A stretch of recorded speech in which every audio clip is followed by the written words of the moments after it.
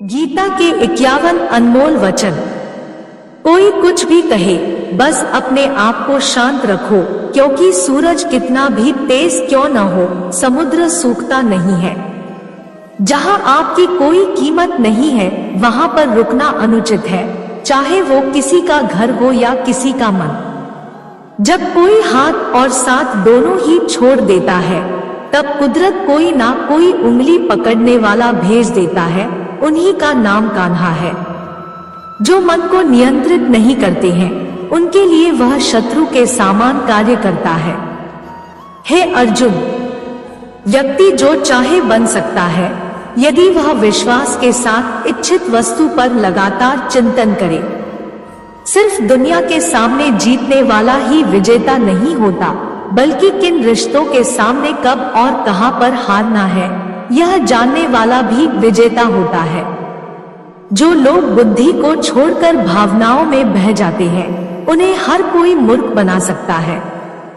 वक्त से पहले मिली चीजें अपना मूल्य खो देती है, और वक्त के बाद मिली चीजें अपना महत्व। मनुष्य को अपने कर्मों के संभावित परिणामों से प्राप्त होने वाली विजय या पराजय, लाभ या हानि, प्रसन्नता या दुख इत्यादि के बारे में सोचकर चिंता से ग्रसित नहीं होना चाहिए। आत्मा पुराने शरीर को वैसे ही छोड़ देती है, जैसे मनुष्य पुराने कपड़ों को उतारकर नए कपड़े धारण कर लेता है।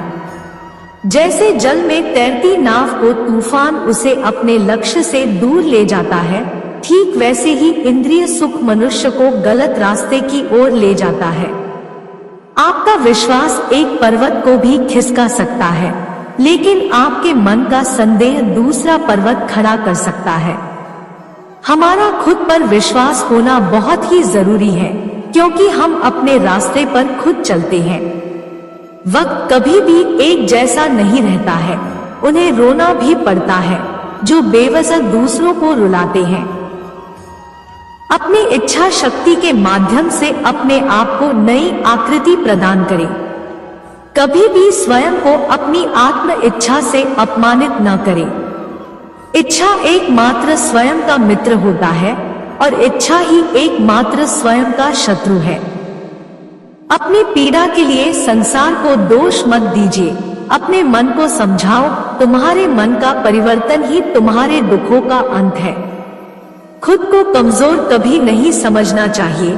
अगर आप गिरते हो तो उठने का प्रयास करो, लड़ो, पूरी निष्ठा से अपना कर्तव्य कर्म निभाओ, बाकी सब मुझ पर छोड़ दो। हो सकता है हर दिन अच्छा ना हो, लेकिन हर दिन में कुछ अच्छा जरूर होता है। धैर्य रखिए। कभी कभी आपको जीवन में सबसे अच्छा पाने के लिए सबसे बुरे दौर से गुजरना पड़ता है। रोना बंद करो और अपनी तकलीफों से खुद लड़ना सीखो, क्योंकि साथ देने वाले भी श्मशान से आगे नहीं जाते। समय जब न्याय करता है, तब गवाहों की आवश्यकता नहीं पड़ती है। एक उपहार तभी असली और पवित्र है, जब वह हृदय से किसी सही व्यक्ति को सही समय और सही जगह पर दिया जाए, और जब गिफ्ट देने वाला व्यक्ति के दिल में उस गिफ्ट के बदले कुछ पाने की उम्मीद न रखता हो। सुंदरता आपकी दृष्टिकोण में होती है। किसी को कीचड़ में खिला कमल भी लुभाता है, और किसी को चांद में भी दाग नजर आते हैं। हे अर्जुन, जो कोई भी जिस किसी भी देवता की पूजा पूरे विश्वास के साथ करने की इच्छा रखता है, तब मैं उसका विश्वास उसी देवता में दृढ़ कर देता हूँ। उदय किसी का भी अचानक नहीं होता। सूर्य भी धीरे धीरे निकलता है और ऊपर उठता है। धैर्य और तपस्या जिसमें है, वही संसार को प्रकाशित कर सकता है। हे अर्जुन, स्वर्ग प्राप्त करने और वहां कई वर्षों तक वास करने के पश्चात एक असफल योगी का पुण्य एक पवित्र और समृद्ध कुटुंब में जन्म होता है।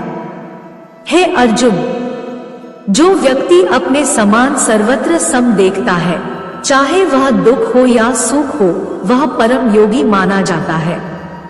प्रेम हो या प्रार्थना ये तो मालूम नहीं, पर जो आपसे है किसी और से नहीं। अहंकार और संस्कार में फर्क है। अहंकार दूसरों को झुकाकर खुश होता है, संस्कार स्वयं झुककर खुश होता है। सेवा सबकी करो मगर आशा किसी से मत रखो, क्योंकि सेवा का सही मूल्य ईश्वर ही दे सकते हैं।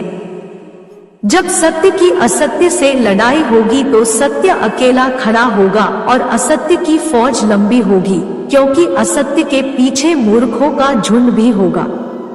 अकेले रहना तुम्हें यह भी सिखाता है कि वास्तव में तुम्हारे पास स्वयं के अलावा और कुछ भी नहीं। जब परिवार के सदस्य अप्रिय लगने लगे और पराये अपने लगने लगे तो समझ लीजिए विनाश का समय आरंभ हो गया है। क्रोध आने पर चिल्लाने के लिए ताकत नहीं चाहिए, मगर क्रोध आने पर चुप रहने के लिए खूब ताकत चाहिए होती है।